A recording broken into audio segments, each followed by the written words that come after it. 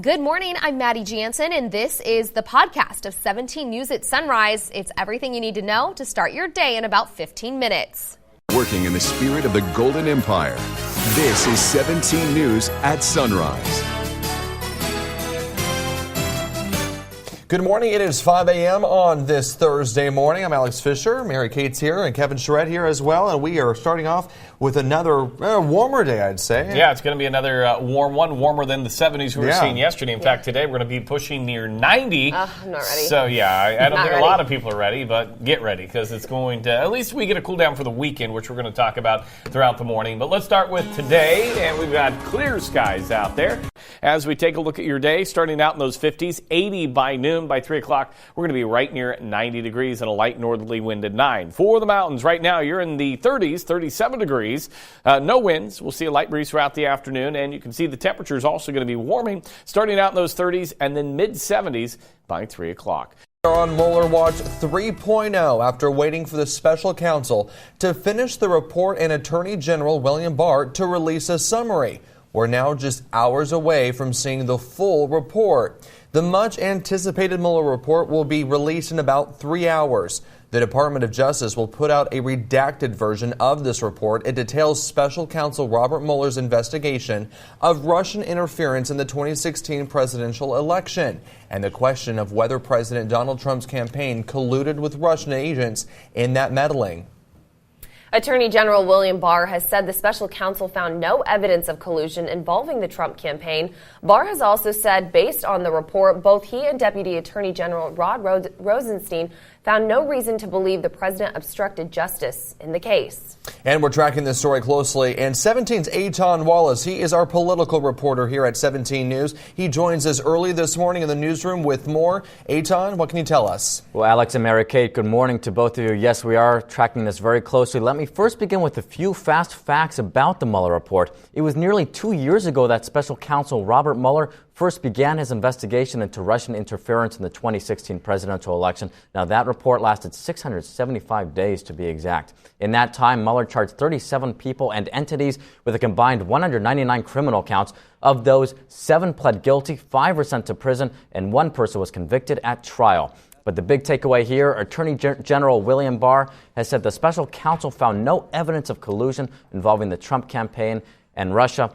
And the nearly 400-page report is expected to be, reveal, I should say, what Special Counsel Robert Mueller uncovered about ties between the Trump campaign and Russia. And it is worth noting, this is a redacted version. We're told there will be quite a few redactions, in fact, and that could mean parts of the report will be blacked out, including classified material, security, and the names of those who participated with Mueller. Now, NBC News is reporting this morning that some White House officials who gave potentially damaging information to Mueller on the president are concerned their names will not be redacted. Alex and Mary Kate?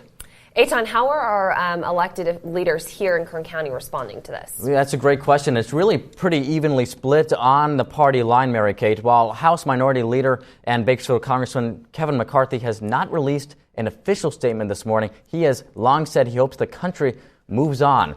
Meantime, the office of Democratic Congressman T.J. Cox of the 21st Congressional District released this statement. It reads in part, quote, "We have been clear since day one that we believe the American public deserves full transparency in this report that they, the American public, paid for."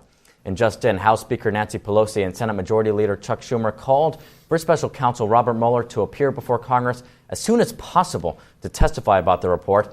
Meantime, White House counsel Rudy Giuliani says he's created a counter-report to the Mueller report, but only plans to release it should the Mueller report be damaging to the president. Now, we'll be back in the next half hour when we'll hear from 17 News Republican political analyst Kathy Abernathy. Alex and Mary Kate? Eitan, our 17 News political reporter, thanks so much. We'll check back in with you in just a few moments. Thanks, Eitan. We want to hear from you. Do you believe the redacted Mueller report will reveal any damaging information about the president? Head to our Twitter page at KGET News and vote yes or no. We'll have a first look at the results at 5:30. Meanwhile, in New York, a man police are calling emotionally disturbed is behind bars after being arrested outside St. Patrick's Cathedral. Police say around 8 o'clock last night, the man parked on a minivan on 5th Avenue and left it. He walked around and then returned to the van and pulled out 2-gallon cans of gasoline, and a plastic bag with 2 bottles of lighter fluid and 2 extended butane lighters inside. He then tried to walk into the cathedral with the items, but a security guard stopped him. The Kern County agriculture community is mourning the loss of a farming giant. Family members say Fred Starr died Tuesday after suffering complications from a stroke several weeks ago. He was 89 years old. It's hard to quantify the impact Starr had on Kern's ag and water industry. He started farming with his dad in Shafter at age 18 on 30 acres of land. His operation grew over the years. He expanded into the Button Willow area and grew pistachios and almonds as well. It was there he became embroiled in a decade-long legal battle with Era Energy, suing the oil company for knowingly contaminating groundwater beneath his cotton fields with oil field wastewater. The case spanned 13 years and 3 different trials, with Starr eventually agreeing to a multi-million-dollar settlement in his favor. But Starr's reach extended far beyond his cotton fields. He served as a board member for the Kern High School District, the Kern County Farm Bureau, and Calcott, just to name a few. He was a founding member of the Shafter Recreation District and an ardent advocate for the arts. He was also a strong man of faith. Starr's son Larry told 17 News a memorial service has been set for next Sunday, April 28th at the Mennonite Brethren Church in Shafter. Welcome back. It was a sold-out success. If you were anywhere near our station yesterday, you could probably smell the burgers grilling. It was for our annual fundraiser for the Bakersfield Homeless Center. The barbecue didn't start until 11, but people actually started showing up 2 hours early. Volunteers sold more than 2,400 burgers, and we ran out an hour before the barbecue ended. The Bakersfield Homeless Center is grateful for everyone's support. Just like to thank the community for coming out. They always come out and support us, and we had over 180 people stay at the center last night. Over 100 of those were children, so we appreciate the help. The Homeless Center told 17 News the barbecue raised a little more than $18,000 yesterday. The money will be used to buy supplies for the center and help support programs the center offers. Relay for Life is helping give people an opportunity to honor cancer survivors today. The organization is hosting its annual survivor reception. The event not only gives survivors and their families a chance to meet with community members, but people can also sign up to take part in the kickoff for the upcoming relay. The survivor reception is happening this afternoon from 4 to 7 at the West Side Church of Christ on Stockdale Highway at North El Rio Drive. Welcome back. It is 5:26, and Facebook is dealing with privacy problems yet again. The social network has admitted it collected 1.5 million users' email contacts without their consent. The company said yesterday users' email contact lists had been unintentionally uploaded to Facebook following a design change almost 2 years ago. But Facebook says it didn't realize this was happening until this month. The company says it's now in the process of deleting the mistakenly uploaded contact list and that they had not been shared with anyone outside of Facebook. Boeing is working hard to get its MAX 737 jets back in the air. The company's CEO took a test flight aboard one of the upgraded planes yesterday. The 737 MAX jets have been grounded worldwide following 2 deadly crashes. Yesterday's flight tested the upgrade maneuvering characteristics or the MCAS software. And investigators believe the software may have played a role in both of those crashes. After the flight, Boeing CEO took to Twitter to reiterate the company's commitment to safety. I am tremendously proud of the work of our team.